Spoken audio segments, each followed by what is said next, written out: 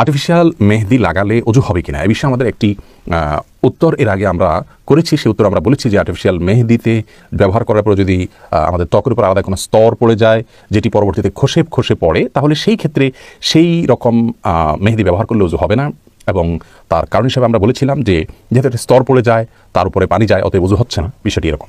কিন্তু এই বিষয়ে আমরা বিভিন্ন ভাইদের সহযোগিতায় আরও গভীরভাবে পর্যালোচনা করার সুযোগ পেয়েছি এবং তার মাধ্যমে আমরা জানতে পেরেছি যে আমাদের আগের দেয়া উত্তরটি সঠিক ছিল না, যার কারণে আমাদের আগের দেয়া উত্তরটি আমরা প্রত্যাহার করে নিচ্ছি এবং নতুন করে আমরা বলছি যে আর্টিফিশিয়াল মেহেদি ব্যবহার করলে ইনশাআল্লাহ ওযু হবে। আর্টিফিশিয়াল মেহেদি ব্যবহার করার পর আমাদের যে ত্বকের উপর থেকে খসে পড়তে দেখি আমরা, এটা আসলে মেহেদি নয়।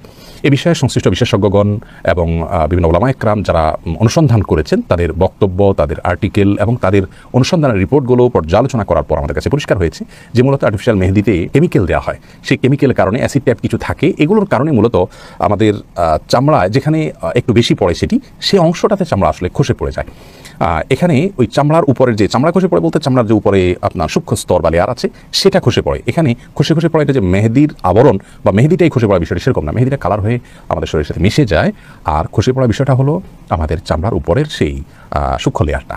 অতএব আমরা আগে যেটি মনে করেছি সে ধারণাটা আমাদের ভুল ছিল, বিধে আমরা প্রত্যাহার করেছি সেটিকে এবং আর্টিফিশিয়াল মেহেদি ব্যবহার করলে ওযু হবে ইনশাআল্লাহ বিদিল্লাহ, যদি তার মাধ্যমে উপরে আলাদা কোনো প্রলেপ বা স্তর পড়ে যাওয়াটা প্রমাণিত না হয়। এটা বিভিন্ন ভাবে পরীক্ষা করা যেতে পারে। ধরুন একটা কাগজে আপনি লাগানোর পরে সেখানে আলাদা কোনো স্তর হচ্ছে কিনা